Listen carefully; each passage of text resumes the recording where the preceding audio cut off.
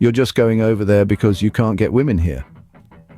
You're half right. I'm going over there because I cannot deal with the one-sided, delusional, dry-begging entitlement of American women. You're just going to buy women. If that were the case, it would be a transactional relationship, like the ones in the United States, where women put a price on their companionship.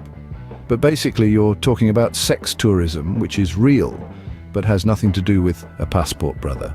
The women overseas are uneducated, poor, and barely speak English. It's clear you have very little knowledge of human geography or world history. In fact, you probably couldn't locate the places I'm visiting on a map.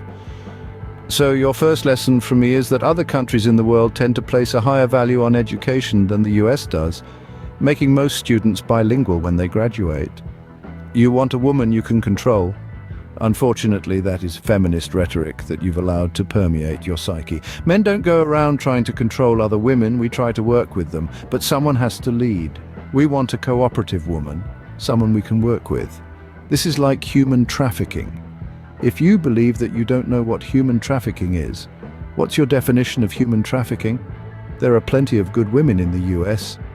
Yes, and those women are either married or they're hypergamous and want the top 1% of all men. That's like 100,000 women competing for the same 100 men, and you all think you've got a chance. You're too broke here, so you go overseas. My money would be worth more in 40 other states in the US where the cost of living is cheaper. Doesn't it make sense to go where my money is worth more? You better not bring those women back to the US. So, you're admitting that women keep women single. You will do all you can to sabotage another woman's life. Passport brothers are broke men. Can we agree that international flights are expensive? If a man cannot sustain a life of continually visiting other countries, they are an occasional traveler, not a passport brother. Those women are going to take all your money. Are you warning me that some women will date me for my resources, marry me for the same, and then one day wake up exclaiming how she doesn't love me anymore and wants a divorce and 50% of everything I've worked for in my life? Thank you, American women have taught me well. Why are you going all the way over there when you can do the same thing right here? It's not about going over there with malice in my heart towards women here, but don't get it twisted.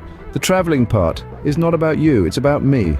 Travel is a luxury. It's a blessing to experience other cultures. I'm fortunate to get to go over there. I'm lucky I can travel the world, meet a fine woman, and marry her.